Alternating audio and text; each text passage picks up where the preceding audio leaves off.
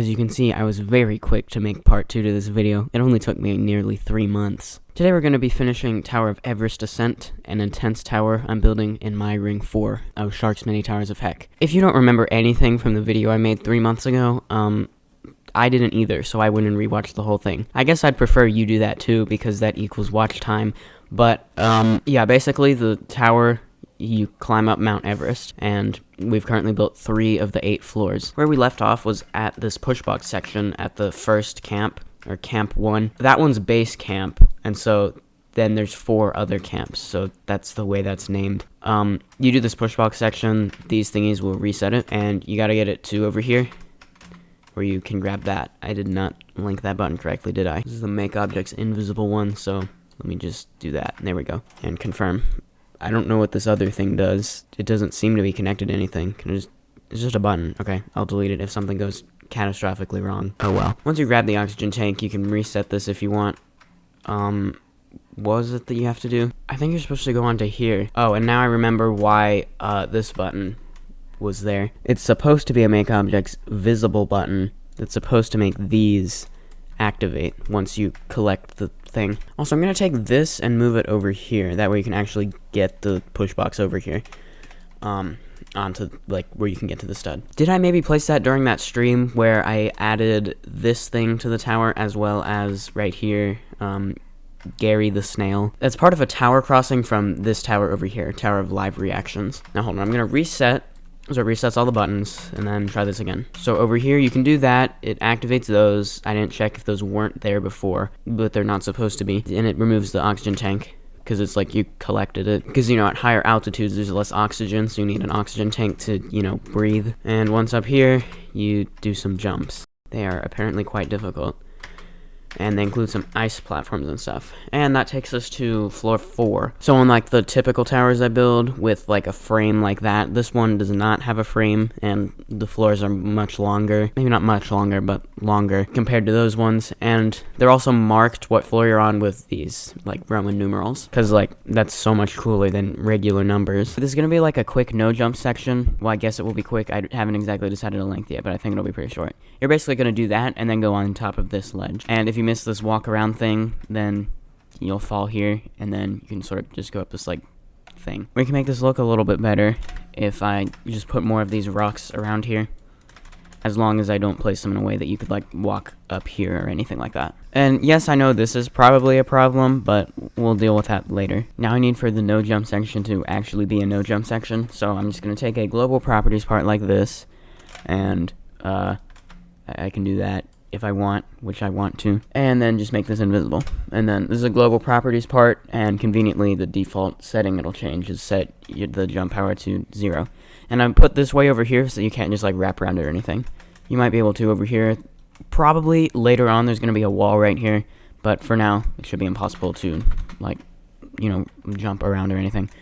It should also be impossible to hit it too early, like over here. I will test that in a moment though. Alright, so from right here, yes, you can walk into that. There's a solution though. The area that this takes up, like going downward, doesn't really matter. From here is the only place where you'll be able to like actually hit that, so that's why I'm testing from right here. Alright, it should now be impossible to hit this. I did move this over a little bit, or scale it I guess, and I moved this one down a little bit. As long as this jump is still possible, which it's not, but I'm gonna make this jump possible by doing that. That way you can go into climbing animation, like lower down. To make this chest look a little bit better, I'm gonna do that. And since I did this earlier, I'm going to do that. However, there's a problem that I just noticed, and that's also the case on this platform, which is that these are the wrong color. They should be this color. Because, like, you know how in a normal tower, the color of the parts changes every floor? Well, for here, a lot of it is not studs, but a lot of it is. So the stuff that is studs, most of it, that does still change, going from, like, I think this is actually the default color, to like a pastel blue, and then it'll be like a bright blue later on. And something I do want to change is right here. This goes above, I guess, where like the floor changes to the next floor. So I want to do this and then make it be a different color, but I forgot how tall this was. Hold on. 12, okay. I rescaled this because you could like wall hop, and that probably won't be a problem, but I'll change it anyway. So that means even though this is 2 studs tall, it said 12 before when it was like different, so that means I should do 11. Okay, where were we? We were at this no jump section. Yeah, I added a sign that says no jump right there. You see that sometimes. Next up, what I had in mind was a tightrope. I was gonna place these first, but I remembered it's a lot easier to take the tightrope first. I'm kind of lazy, so I'm just gonna copy and paste the tightrope I built in the part 1 of this video. Actually, never mind. I don't want the tightrope to have that same amount of curve. That being said, I do want to check what the size was. It was 0.2 by 0.2. And I think I should make all neon parts in this tower be the same color, so that's why I didn't change that right here. Only the truss I changed the color, not the neon inside of it. I was gonna build another tightrope back to like over here, but I don't feel like it. Instead, we're gonna try something different. Is there a timed spinning part? Yes, there is. Okay, so basically what I want to try to do is make a spin part that like moves back and forth like this.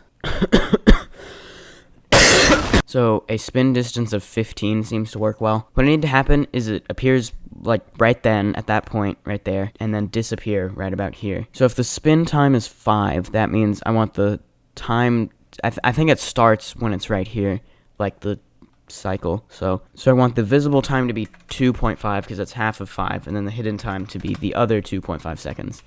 So if I did that right, it should appear right about there and disappear right about here. Nice. Okay, now I'm going to duplicate this, flip it over, so this goes the other way. And so when this one disappears here, this one needs to reappear there. So, did I just get that to work? I think I may have. No, I didn't. Never mind. But I got the timing right, or like the time spin offset, not time offset. What do I want to do for time offset? Is it just 2.5? Ah, yes, I think it is. Nice. Okay. So, hopefully it actually lets you, like, stand on it correct, which it does. Yay. There is something else I want you to do while on this spinning part. I was gonna say moving part. I guess it does move, so either is correct. I don't know. And it's gonna be you have to like walk between 2 parts when it's like right here somewhere. That would be good. And then you can't jump anyway, so you can't wrap around, but probably 4 studs will be good. And this isn't just gonna be floating, by the way. It's gonna be like hanging off of like a cliff thing, which will be up here. That's what the next floor is gonna be. So yeah, okay, that's what you have to do right there. We can also test that going the other direction.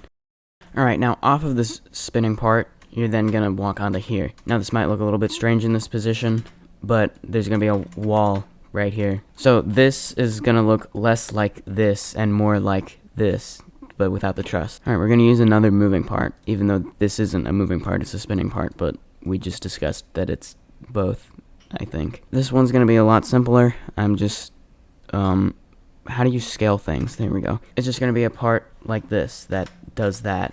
Yeah. I sort of like if it goes at an angle. I think I'll leave it like that. However, you can't get on top of there at the moment, so I'm just going to take another part like this. Make it be part of the terrain. Alright, and then you've reached this ledge. Yay. How about you have to do all that, which actually isn't that much, just to reach a global properties part to get your jump abilities back. I'll make that look better in a second. And with your jump abilities returned, just said the completely wrong thing. Just go with it, I guess. That's gonna mean you can make this jump, and then you're gonna go over there somewhere, or you'll reach the next camp. I can't remember if I already said this, but there's the base camp, and then there's camp 1, and then camp 2, camp 3, camp 4, and then the summit, which isn't a camp, but I guess I included it in that list anyway. So this is camp 1, so what I'm about to build is camp 2. It's kind of concerning that if camp 2 is at floor 5, that means I'm going to have to build 2 more in 3 floors. I guess I'm going to have to make that work somehow. Okay, I have an idea for how we can make this work. So you're about to go to camp 2, right? It's going to be over there, and then we've got like a lot of space to work with because as you like go up here, there's sort of more space. Camp 3 is going to be at floor 6, which is going to be on the cliff that's above here. Originally, I envisioned it that it would be over here across the wall that's going to be right here, but instead it's going to be more like taking up this space. So this is going to be hanging off of that, this platform here. But I do want there to not be a wall over here because it is a mountain, so like if when you're right here, there's walls on all 4 sides, that wouldn't really make sense. So I added this wall right here. So where does floor 5 go? That's the question at the moment. I think it's going to go over here on another cliff. It's just going to be smaller than the one that floor 6 is going to be. So floor 5 is going to be over there. I guess I can go ahead and put the thingy over there. Now before we build the parkour that'll lead across here, which I might just make a conveyor launch, I'm not really sure yet. we're going to make over here a little bit more interesting. So, fun fact, on Mount Everest, it's cold. I want to use the ice mechanic more than I have been. So I've been using the glacier texture, which is this one, but this ice is going to be transparent. That way you can still see the rock, like, underneath it, I guess. And it's not going to be glacier, it's just going to be the ice texture. If I make it that color, does this look fine? Yeah, it does. Okay. And now I need to make the ice icy. So just do that. Alright, keep in mind it'll still be no jump at this point. So what we're going to do is take moving parts like this, but you have to avoid getting pushed off this platform by the moving parts. And you know what, let's make them lava also, because why not? But just 5 damage kill bricks, so it's really not going to make much of a difference. Alright, so there's the first 3, and the last one's going to be a little bit different. And I know these are all perfectly in sync, which looks weird. I'll fix that in a minute. So this one, that would be too far to walk across normally, like in that amount of time, right? Well, notice it doesn't go all the way to the edge like these ones almost do. I do kind of want these to go all the way to the edge, but like not quite to the edge. I don't know. But not on this one. This one, there's enough to walk on. About that much should be good. So you gotta walk right along the edge, because if you're here, then it'll like push you with too much velocity and you'll fall off. So I'm gonna change the move times and move offsets on these so they look a bit more randomized in just a moment. But let's see. So you gotta do that, and then right here, just go along the edge. I just need to make sure that if you're here, oh, that doesn't exactly work. Does it even work over here? No. Okay, it's gotta go over the edge in that case. What if I change the easing style? Nope, it doesn't work like that apparently. So you don't continue sliding across ice unless it's like you pressed a movement key and that's why you were moving. So apparently this doesn't count. Yeah, like even at that speed it doesn't work. I think I'm still gonna leave it like this. Well, we'll go a little bit closer to the edge. You have to like look closely that it's like that. Maybe. I don't know. If you're like walking like this and it does that, you'll be fine. Alright, now I'm gonna change up the move times on these and move offsets. Just sort of setting them randomly. And you know what, I'll change these as well. Well, not to that easing style, that one looks weird. Alright, let's give this a try. And yes, it can push you off the platform. You want to see a magic trick? I'm going to add the text to this, and I'm going to put it on top, but it's going to turn out that it's actually, like the text is rotated to where the left is here and the right is here, instead of the left here and here. Or, you know, the way where I could just rotate it instead of rescaling it. You know how I know that's going to happen? Because it's not as convenient. See, told you. That means I have to do this, which is so much effort. Since it's on a lighter color, it's easier to see if the text is black, so I should probably change that over here also. Yeah, that's so much better. So hopefully what you should see as you go on top of here at the start of the no jump section is you'll see this, and then you'll read it, and then you'll see you gotta go around this way to get to there. I'm also gonna take 2 arrows, one pointing this way and one pointing this way, so you know there's like 2 directions you can go off of this platform, even though you have to go to the right the first time and then the left the second time. So there is no choice you have. There's one last problem with this no jump section, and it's that there's no way to get on top of there. I think I'm just gonna do this. So you can walk to there, you go into climbing animation. So after you get back to the regular jump power, you can technically go over here and then lose it again. So I'm gonna mark the area where that actually is. It's just gonna be a regular part rather than a global properties part.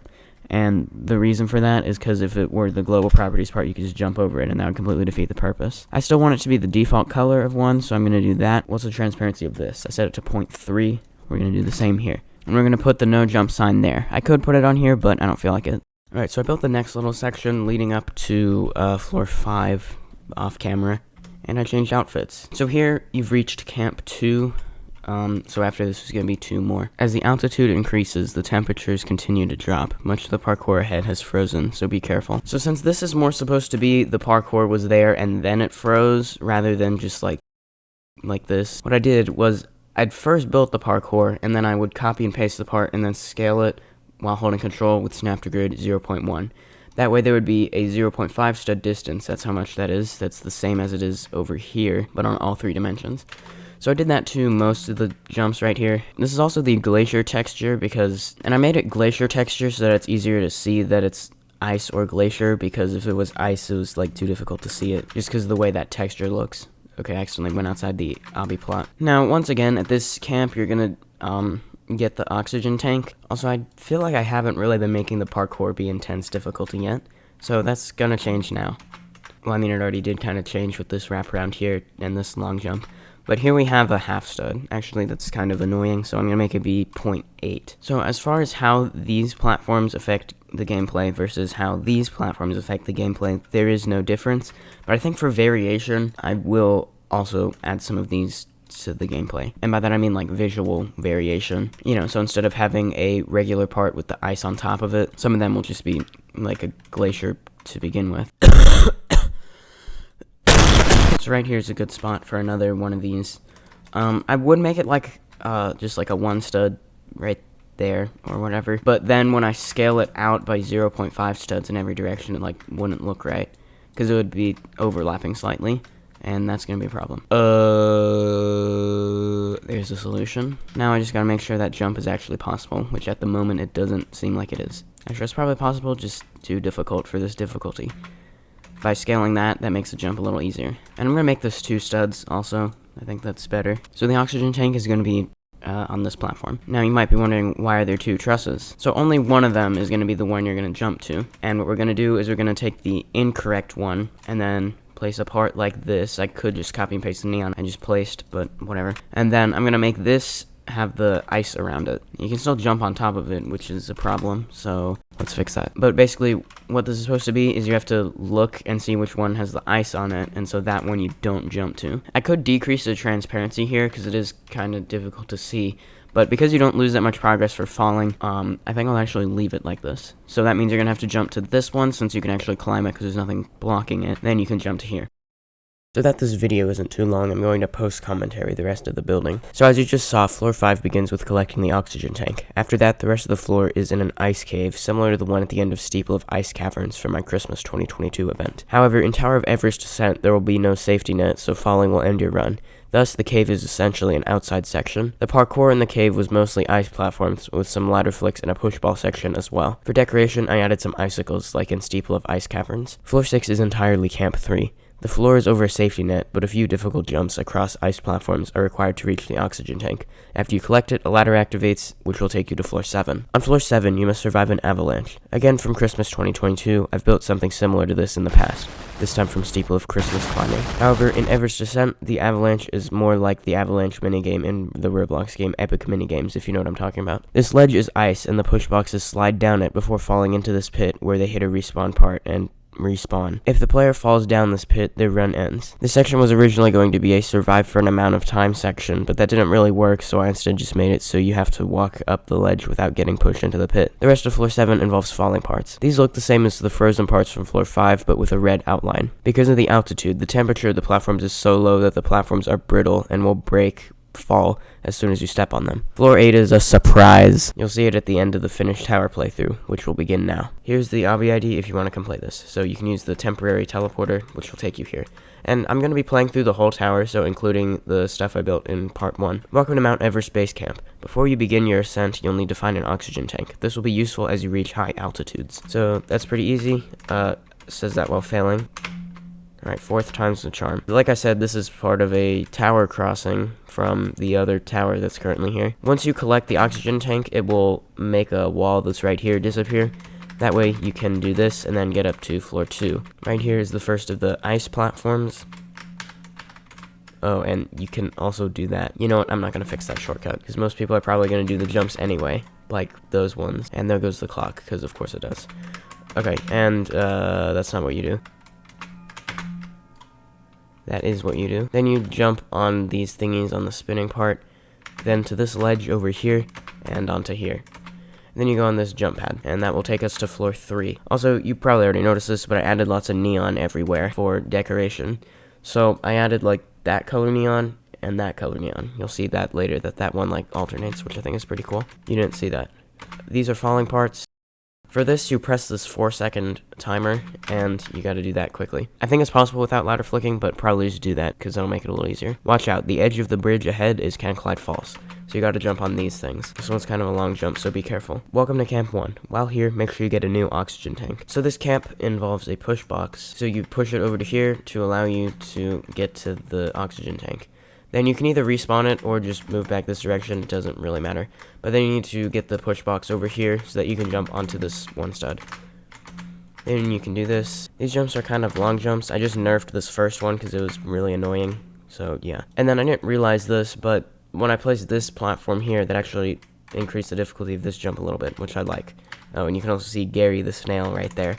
That's also part of the tower crossing from this tower. So floor 5 begins with this no jump section, and I think I'm also gonna adjust this a little bit. That way this isn't like on top of there. So as you can see, pressing space doesn't do anything. So you gotta do that walk around thing, and then the ropes ahead are can glide falls. Now when it says ropes, I guess it could mean that, but I mean these things with the fabric texture. Anyway, you can see this moving back and forth, and it also changes the neon color, which I think looks cool. So just wait for it to come over here, and then you can step on it, and just like stand towards the middle and you'll be good, and walk off of there. Right, and then you gotta not get pushed off of the platform like that. That was a perfect demonstration of what not to do. Here you actually can't unless you just walk off on that one. And this thing will give you your jump power back. Now you can go this way, and I made this a little bit more difficult than what it was originally. So you gotta make sure you jump on it when it's like lowered down, so you can actually land on the platform. Then you got this quick push box thing. You can use the circular button to respawn it. This is the best way to do this, just to get it on top of this thing to activate these. Just probably make sure it's not gonna like just slide off of there. You need it in order to activate these two parts, and then you can do this conveyor launch. The conveyor isn't like connected to the button. Welcome to Camp 2. As the altitude increases, the temperatures continue to drop. Much of the parkour head has frozen, so be careful. Alright, so it's about right here that the difficulty increases quite a bit. Kinda just only while it's over this safety net. And kind of only for right there. It's like a lot of long jumps that are kind of annoying, but whatever. Right here, you gotta look carefully and notice that there's the ice around this truss and that you're not gonna be able to climb it, so you need to go on the left truss. Then when you do this, this will open up the things that are... Don't walk off like that. It'll open up the things blocking you from entering the cave, so you can just do that. So this is the ice cave. Warning, falling at any point in this cave will end your run. And you'll notice I lowered the fog end and also changed the fog color. That way you kind of can't see the bottom, which is kind of cool. But if you're wondering how deep it is, it's just that much. So this first jump is actually kind of a long jump. Maybe I should nerf that, but I don't feel like it. Just make sure you have enough speed as you jump off of the corner of there. And then this is a wraparound, and then you've got some truss flicks. So you'll see here it says TOEA, that's the acronym, Tower of Everest Ascent. But you also notice where there's ice over the like neon, it's black, because it's a light, so it's like the ice like shut off the light. That's probably where most people are going to notice that, but that was the case on some of these platforms here if you look on the bottom of them. So the ice is can glide true, so you got a ladder flick around that. And then here's this push box thing. This will reset it, and it spawns on top of this neon circle, which is can glide false, by the way. So it'll probably take you a few attempts. It won't respawn on its own, because it'll just like land at the bottom. There we go. This has infinite time, so once you press that, that'll be gone, and you can just respawn this if you want. I could add an automatic respawn thing if I just added a respawn part, like, after it falls off the ledge, but I'm not going to do that. The button says can collide true, so you can stand on it to go over here. For the spinning conveyors, I'd recommend you jump off of them when when the conveyor's going to send you in roughly the right direction. Here you've got to wrap around again, and then here you just got to avoid these and not get pushed off the platform by the moving ice. You got a quick ladder walk there, and then you go through this kind of tight space, and you'll probably not fall, like, there we go. Like, I mean, fall, like, to the bottom of the cave and die. Welcome to Camp 3. You're getting closer to the summit, but several challenges still remain. So this is kind of a break floor. It's also really quick, unless you take forever on these jumps, which are quite tricky. Actually, now that I think about it, on floor 5, it's probably a lot more difficult than here, but whatever. So yeah, you can just take your time and just go across there. So now you've collected that, and it will activate these and these arrows. Warning, once you climb this ladder, you must be careful of an avalanche. Do not let the snow push you into the pit. Your run will end if that happens. In the cave from earlier, the sign was rotated a little bit. I'm going to do that here, because I think that looks cool. Here's what it looked like before. This is a little bit more of an angle, and also rotated the other direction, because variation. Alright, so this is actually a teleporter. That way you can press the buttons like the way I want you to. Yeah, this isn't exactly the most reliable, because it'll, like, see, it does that sometimes. So I guess it's kind of RNG, but it's not too bad, because it's not too difficult anyway, just, like, keep holding space. Now you're gonna go on top of these one stud poles that were sort of, like, wraparounds earlier, and onto here. Due to the altitude you've now reached, the temperature is so low that the platforms ahead have completely frozen and will break if you step on them. I spaced them out in such a way so that way you'd hit both falling parts and they would both fall, which is, they would sometimes fall separately if you were to, say, just hold space the whole time. See how it does that? Okay, so here we are at floor 8. I just added this Roman numeral thing because I forgot to do that. It's 2 a.m. Why am I recording right now? You've reached the final floor and the final camp, Camp 4. Once you collect the oxygen tank, a timer will begin and you must reach the summit before it runs out. At this point, you've reached such a high altitude that you've entered the jet stream, an area of the atmosphere with very fast winds. Everything ahead is a conveyor. They all go at about the same direction and speed. The first few are marked. So it's 15 seconds. I didn't mean to press it that early, whatever. You have to go on that speed pad. I might increase the time. I don't know. And yeah, it's not really that difficult, actually. So if you're wondering how I got that to work, because it will, insta-kill you, it's that I basically had the rising lava. Not this one. This one is part of the tower crossing, but there's, a larger one that goes all the way up here, and it takes about 15 seconds. So it's not going to be exactly the amount of time, but it's, roughly that. The actual button that has that timer, because the activate parts one, that can't have a timer, that one's the one that deactivates the oxygen mask and the ice in which the speed pad is. Congratulations, you've reached the summit of Mount Everest. The timer no longer matters, so you can stay here and enjoy the view as long as you want. I hope you enjoyed today's expedition. Thanks for playing. Something to keep in mind is that later, for the fog end to work properly, I'll have walls around the edges of the Obby slot. So those are going to be activated during the whole tower up until this point, so you're not going to be able to see the skybox yet. But then it'll deactivate right here once you reach the end. So you can zoom out and look at the skybox, which is mountains, which makes sense because this is a mountain. You know what else makes sense because this is a mountain? The wind pad. I made it a triangle because it's mountain. So you can jump on here, it'll teleport you to the temporary wind room. I'll build an actual wind room later. And so that is going to conclude today's video. Hopefully you enjoyed it. If you did, please remember to leave a like and consider subscribing down below. This new fall shirt, which I made for this year, is on sale in my Roblox group, link in the description. I'll see you in the next video, and have a great day.